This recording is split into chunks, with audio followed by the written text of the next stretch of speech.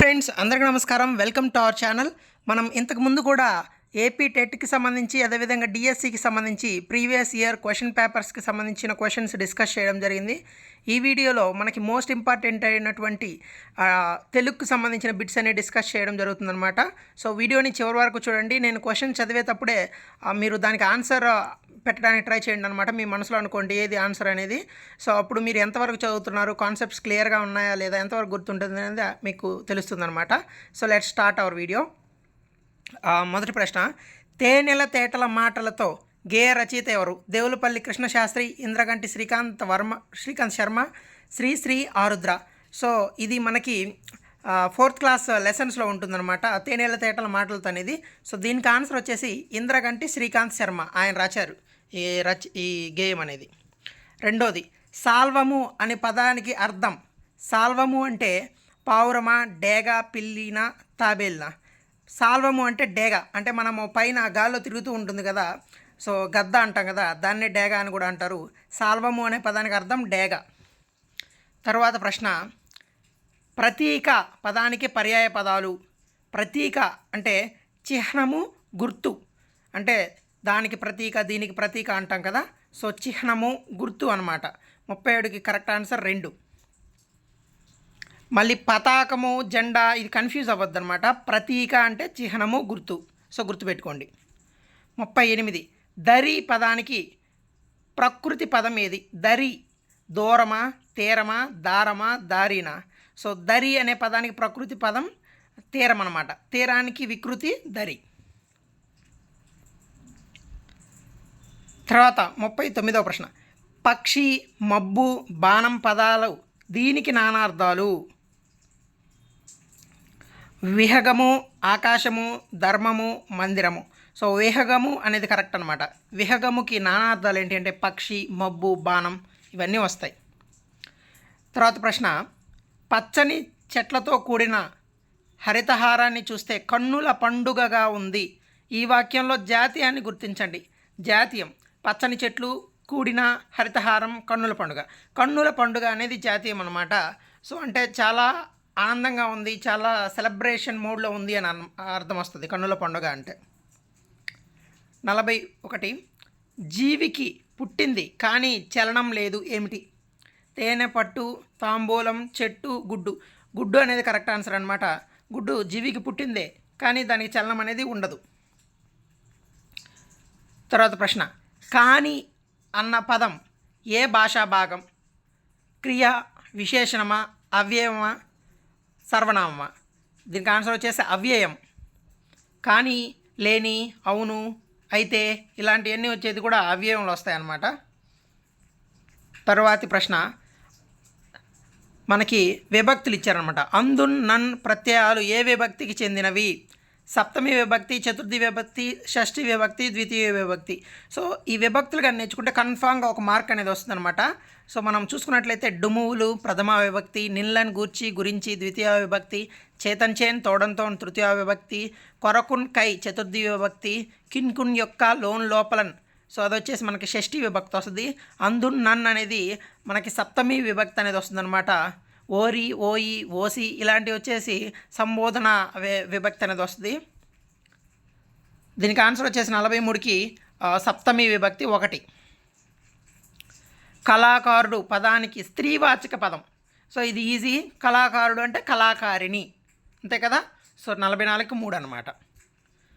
పూర్ణ విరామ చిహ్నాన్ని ఎక్కడ ఉంచుతాము? పూర్ణ విరామ చిహ్నం అంటే ఏంది? Full stop.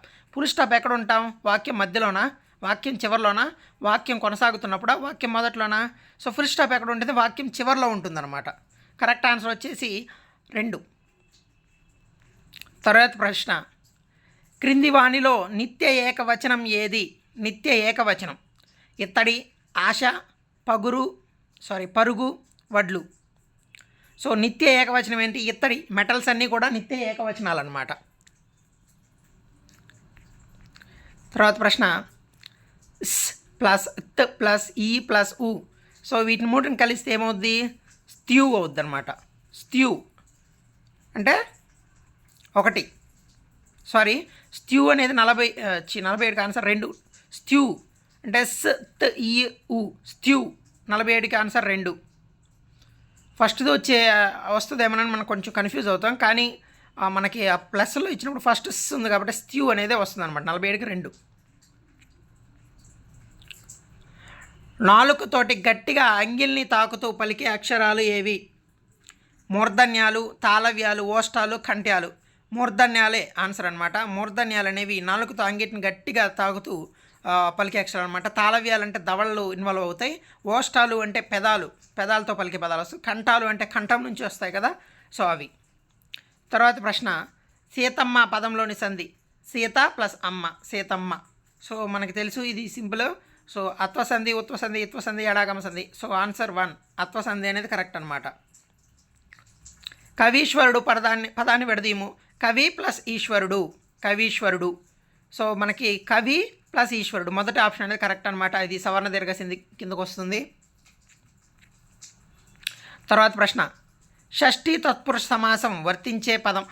సో షష్ఠీ తత్పురుష సమాసానికి ఉండే మనం క్లూస్ చూసినట్లయితే కిన్, కున్, యొక్క, లోన్ లోపల వస్తుంది అనమాట. సో మొదటి ఆప్షన్ తల్లి మనసు. మనం దాన్ని ఎలా రాయొచ్చు? తల్లి యొక్క మనసు. సో కిన్, కున్, యొక్క అనేది వచ్చింది కదా, తల్లిదండ్రులు ఉంది, దాన్ని మనం రాదు. చతుర్వేదాలు, విద్యాధనం, ఇవన్నీ కూడా విద్యాధనము, ఇవి రావు. అంటే రెండోది ఏమొస్తుంది? తల్లి తండ్రులు, తల్లి మరియు తండ్రి, తల్లిదండ్రులు అవుద్ది అనమాట. చతుర్వేదాలు, చతుర్ అనే సంఖ్యకాల వేదాలు అంటే 4 వేదాలు అని అలా వస్తుంది. విద్యాధనము, విద్య అనేది ధనము. సో ఫస్ట్దే కరెక్ట్ ఆన్సర్ అనమాట. 52. 3 లఘువులు ఏ గణంలో ఉంటాయి? నగణంలో ఉంటాయి. ఇది మనందరికీ తెలిసిందే. సో గణాలు కూడా లఘువులు, గురువులు సంబంధించి గణాలు ఏ గణంలో ఏమేమి ఉంటాయి, లఘు, గురువు ఉంటే ఏ గణం, ఇలాంటిది కూడా మనం తెలుసుకోవాలి. యమాత, రాజ, బాణసలగం అనేది రాసుకొని మీరు గురువులు గుర్తుపెట్టినా కూడా అది మీకు మర్చిపోకుండా ఉంటారు, ఈజీ. తర్వాత 53. మాటలు నేర్చుకున్నాం, లిపులు కూర్చుకున్నాం, పై పదాలలో ఉన్న అలంకారం. మాటలు నేర్చుకున్నాం, లిపులు కూర్చుకున్నాం. సో మనకేమవుతుంది అక్కడ? అంత్యానుప్రాసం, చివరిలో నేర్చుకున్నాం, కూర్చుకున్నాం, అంత్యానుప్రాస అలంకారం అనేది కరెక్ట్ అనమాట. 53కి 2. తర్వాత నిండు నూరేళ్ళు వర్ధిల్లు ఈ వాక్యం. సో ఇది మనం ఏంది ఆశీర్వదిస్తున్నట్టుంది కదా, నిండు నూరేళ్ళు వర్ధిల్లండి. సో ఇది చాలా సింపుల్. అనుమత్యార్థక వాక్యమా, ఆశీర్వార్థక వాక్యమా, ప్రశ్నార్థక వాక్యమా, ఆశ్చర్యార్థక వాక్యమా? సో దీనికి ఆశీర్వాదిస్తున్నారు కదా. 54కి 2. తర్వాత ప్రశ్న, అంతర్జాతీయ మాతృభాషా దినోత్సవం. అంతర్జాతీయ మాతృభాషా దినోత్సవం ఎప్పుడు? ఫిబ్రవరి 21. తర్వాత ప్రశ్న, భాష ఆలోచనలకు ఆకృతి అన్న మహాశయుడు ఎవరు? జాన్సనా, ఆర్హెచ్ దవేనా, బెంజమిన్ బ్లూమ్సా, మెరియా మాంటిసోరీనా? సో జాన్సన్ అన్నాడు అనమాట. భాష ఆలోచన ఆకృతి, language is the dress of thought అన్నది జాన్సన్. తర్వాత ప్రశ్న, వ్యాకరణ బోధన ప్రయోజనం కానిది అన్నాడు. విరామ చిహ్నాల వినియోగాన్ని తెలుసుకుంటారు. అవును, ఇది ప్రయోజనమే కదా. వాక్యంలో పదాల మధ్య గల సంబంధాలను తెలుసుకుంటారు, ఇది కూడా ప్రయోజనమే. పదాలకు అర్థాలను సందర్భాలను బట్టి గ్రహిస్తారు, ఇది కూడా కరెక్టే. భవిష్యత్తులో మంచి రచయితగా తయారవుతారు అనేది అది మనకి కాదనమాట, ప్రయోజనం కాదు. సో 57కి కరెక్ట్ ఆన్సర్ 4. వ్యాకరణ వచ్చినంత మాత్రాన మనకి మంచి రచయితలుగా తయారవుతారని ఏం లేదు. తర్వాత ప్రశ్న, క్రింది వాటిలో మనోవైజ్ఞానిక పరీక్ష కానిది? ప్రజ్ఞా పరీక్షలు, మూర్తిమత్వ పరీక్షలు, సహజ సామర్థ్య పరీక్షలు, ఇవన్నీ కూడా మనోవైజ్ఞానిక పరీక్షలు. సాధనా పరీక్షలు అనేవి అంటే మనం ఎంతవరకు సాధించామనేది తెలుసుకునేది, అవి మనోవైజ్ఞానిక పరీక్షలు ఏం కాదు, మనం చదివిన తర్వాత పెట్టే ఎగ్జామ్స్ అన్నమాట అవి. బోధనా సోపానాల్లో మొదటిది ఏంటిది? మూల్యాంకనమా, విషయ ప్రకటనమా, పాఠ్య బోధన, ఉన్మీకీకరణమా? ముందు ఉన్మీకీకరణ చేస్తాం కదా. సో 59కి కరెక్ట్ ఆన్సర్ 4. తర్వాత ఈ ప్రశ్న, విస్తార పఠనానికి ఉపయోగపడేవి వాచకాలు, కవితలు, ఉపవాచకాలు, పద్యాలు. ఉపవాచకాలు అనమాట. సో వాటిని మనం విస్తార పఠనానికి ఉపయోగిస్తాం. మనం చదివేటప్పుడు కూడా చాలా ఇంట్రెస్టింగ్గా చదువుతాం. సో ఈ వీడియో మీకు కొంచెమైనా నచ్చున్నట్లయితే ఇంకా మంచిగా బెటర్గా వీడియో చేయడానికి కూడా సజెషన్స్ ఇవ్వచ్చు. సో ఈ వీడియో మీకు ఏమైనా హెల్ప్ అయితే లైక్ చేయండి. ఇటువంటి మంచి వీడియోస్ కోసం ఛానల్ని సబ్స్క్రైబ్ చేసుకోండి. Thank you so much.